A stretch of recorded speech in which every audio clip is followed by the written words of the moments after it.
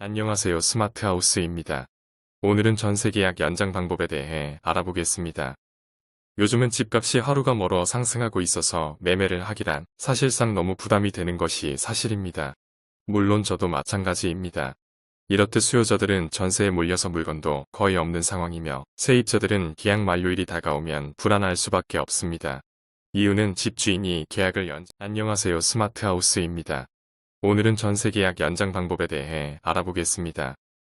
요즘은 집값이 하루가 멀어 상승하고 있어서 매매를 하기란 사실상 너무 부담이 되는 것이 사실입니다. 물론 저도 마찬가지입니다. 이렇듯 수요자들은 전세에 몰려서 물건도 거의 없는 상황이며 세입자들은 계약 만료일이 다가오면 불안할 수밖에 없습니다. 이유는 집주인이 계약을 연장해준다는 보장이 없기 때문이죠. 이렇듯 만료일이 다가오면서 이사할 준비가 되지 않았는데 집주인이 만기가 되어 나가달라는 이야기를 듣는다면 막막할 수밖에 없습니다. 하지만 이러한 부분은 크게 걱정할 필요가 없답니다. 이번 시간에는 전세계약 연장에 대해 살펴보도록 하겠습니다. 우선 우리나라에는 세입자를 보호해주는 법이 많습니다.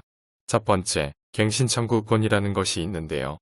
보통 계약 기간이 2년이지만 만기일이 다가와서 새로 이사갈 집을 구하지 못하였을 때 세입자는 집주인에게 2년을 더 거주할 수 있는 연장 요청을 할 수 있습니다. 하지만 집주인이 본인이나 자녀가 실거주를 하기 위함이라면 이 갱신 요청은 거부될 수 있는데요. 그렇기 때문에 전세계약 연장을 하기 위해서는 만기 6개월에서 1년 전에 미리 집주인에게 이야기하는 것이 서로에게 좋습니다. 그리고 전세계약을 연장하겠다는 내용을 구두가 아닌 문서로 남겨두는 것이 좋은데요. 어떻게 하냐고요? 간단합니다. 집주인과 주고받았던 문자 메시지만 있으면 됩니다. 항상 모든 일은 좋은 쪽으로 하는 게 좋지만 부득이할 경우 이러한 증거를 가지고 내용 증명을 보내면 되는데요. 단, 이는 한 번만 사용이 된다고 합니다. 또한 전세계약 연장을 해야 하는 상황에서 집주인이 실거주를 한다고 들었지만 그러지 않고 다른 세입자를 들인 경우에는 손해배상 청구가 가능한데요. 월세의 경우 3개월분, 전세는 법정 전환율 4%까지의 금액을 요구할 수 있으니 참고하시기 바랍니다.